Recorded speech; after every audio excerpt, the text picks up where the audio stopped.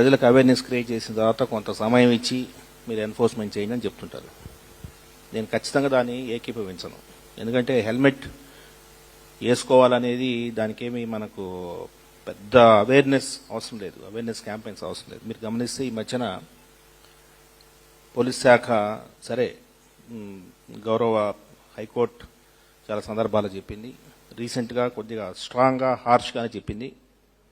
So police శాఖ కూడా స్ట్రాంగ్గా హార్ష్గా వారికి అర్థమయ్యే రీతిలో గత 20-30 డేస్లో మనం ఎన్ఫోర్స్మెంట్ స్టార్ట్ చేసాం. ఎన్ఫోర్స్మెంట్ డ్రైవ్ స్టార్ట్ చేసిన తర్వాత చాలా చక్కగా హెల్మెట్ వినియోగం అనేది మన దగ్గర చాలా చక్కగా జరుగుతూ ఉంది విజయవాడ సిటీలో. ఈ మధ్యనే ఒక 3-4 డేస్ క్రితము నేను మా ఆఫీసర్స్ అడిగాను, ఎంతమంది హెల్మెట్ ధరిస్తున్నారు మన విజయవాడ సిటీలో. మనకు బెంచ్ సర్కిల్ ఉంది, డిఫరెంట్ సర్కిల్స్ ఉన్నాయి. ఈ సర్కిల్స్ దగ్గర ఒక చిన్న అనాలిసిస్ చేయొచ్చు కదా అని అడిగాను. సో కొన్ని video analytics, we have CC cameras with us, we have drones with us. ఒక 21 మినిట్స్ మనము ఇది తీసాం. మనం ఒక ఫుటేజ్ తీసి, సీసీ ఫుటేజ్ తీసి we ran the analytics on the CC footage.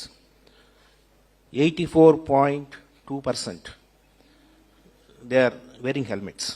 So because of last 1 month drive, కొద్దిగా పోలీసుని తిట్టుకొని ఉండొచ్చు, పోలీసుని చాలా ఇదిగా అనుకుండొచ్చు, అయినా కూడా ప్రజల నుంచి విపరీతమైన పాజిటివ్ స్పందన.